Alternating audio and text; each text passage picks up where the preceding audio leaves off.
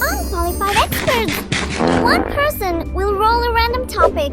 He or she has as much time as they need to present their pitch to the audience and convince them as to why they are correct. The person with the highest rating wins. The audience can ask questions but cannot interrupt. Does everyone understand? Great! Let's get started. Anyways, guys, let's go ahead and get this video started.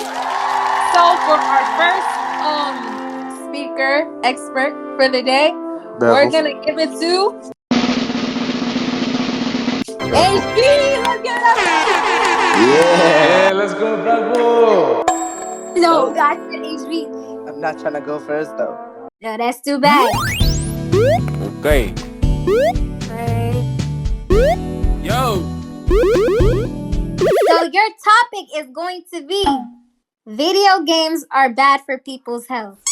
So I'm going first. So video games is just, it's not it, bro.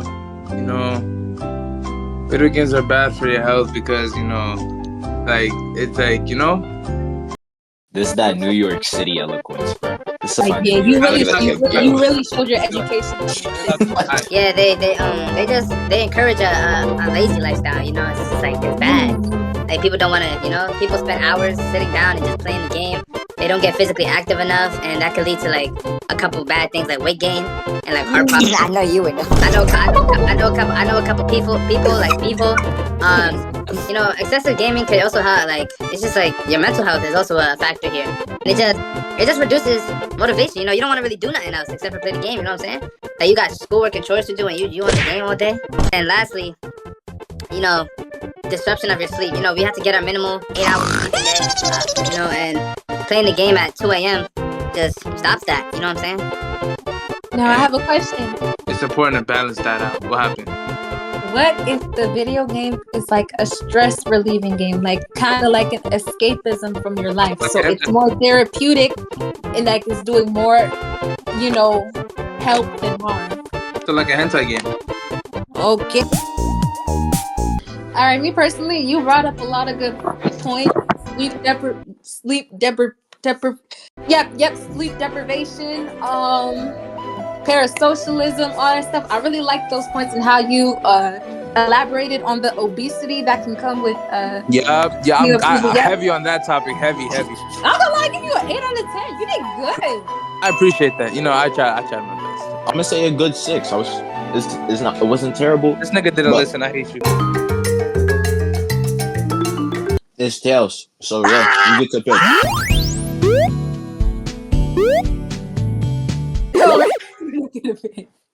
Okay, my topic is cake is better than ice cream. Wrong. Okay, so I do believe that cake is better than ice cream. Because with ice cream, you can only eat ice cream cold, which leads to brain freeze, hypothermia, low depletion of temperature. But with cake, you can have cold cake, you can have room temperature cake, you can have warm cake. You know, cake is good in all variations. Also with ice cream also holds a lot more fat than cake. And as you know, ice cream does get processed. Store-bought ice cream gets processed a lot through different things. With cake, it's more like processed through bakeries. They're still putting a lot of things in it, but better preparation. That's what I was trying to say.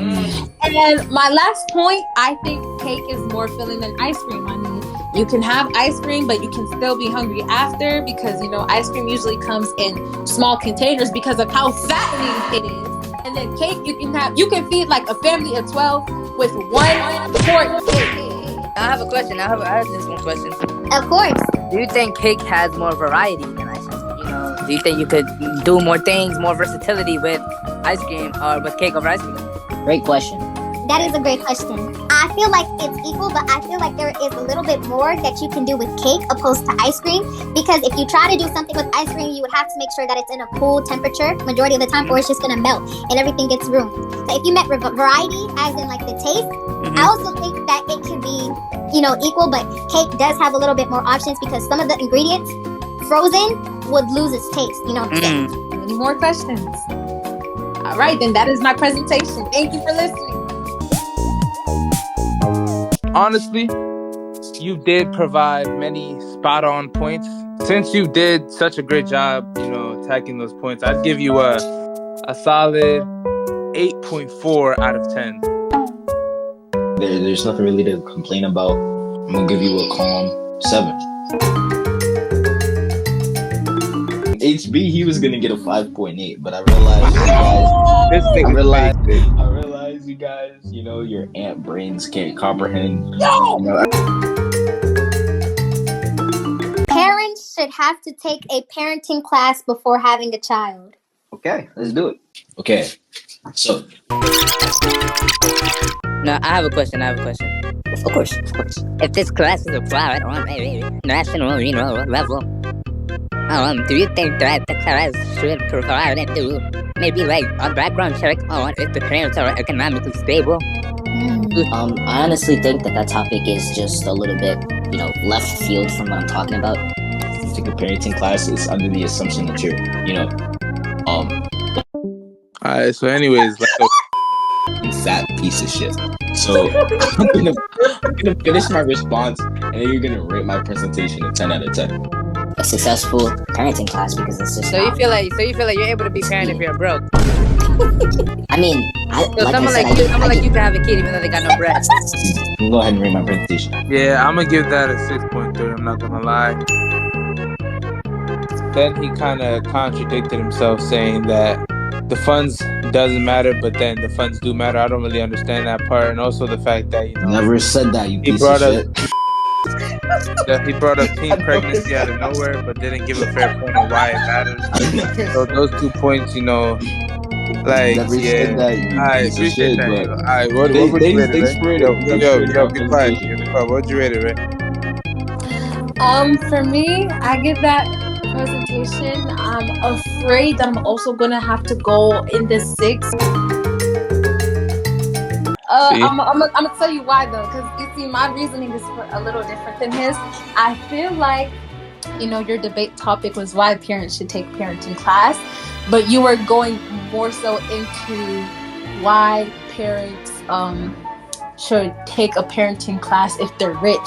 You weren't really talking generally. This is right. I feel like in the money category. This is what in the money category. I would hope you stop talking.